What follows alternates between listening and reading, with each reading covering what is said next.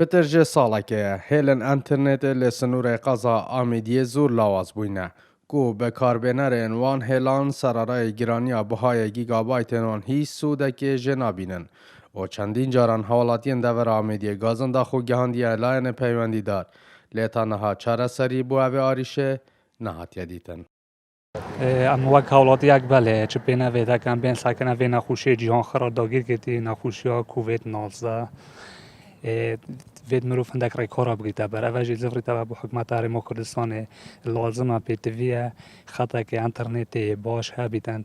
یکیش مشکلات هر مازن قضا آمدی و درو بروی نبود و هلا انترنتیه کو دم کرابو گشتی چیتن هلا انترنت تمامی نامین در سنتر قضا آمدی بتایبت دو قطعه هر گرینگت پیز نامینن لورا اول تأثیر کم مازنه سر ایک خالقی و یادویجی هدر دانا پاره یعنی علامه که پاره خوب بدتن.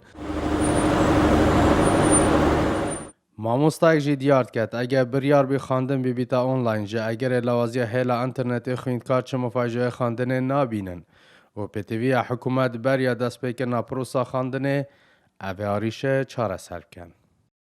طبعا عملية تعليمية وكي بجن إلكتروني أنجي أونلاين هكا مباشرة بحث بكين باشيو خربت خويتين ایک شوان ریکا گذاشته بحث کردی که جهما حتی اونو كشبكات انترنت بلکه هم عدم متوفر نبن برشت کم بن يعني عملية كا يعني هكذا بين بحث باشيو بكين باشت خويتين بس خربت خوجتين دولت پیش کفتی حتی اونو که سنه کفتی ندوی نظام الکترونی داد چون که خلالت فنی گلت کم نشوله داد.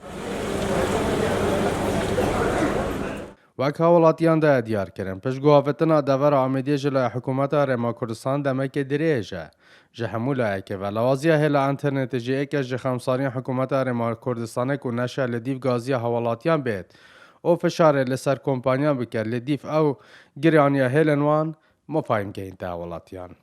Esam Abdurrahman Badînan Devera Amêdiyê.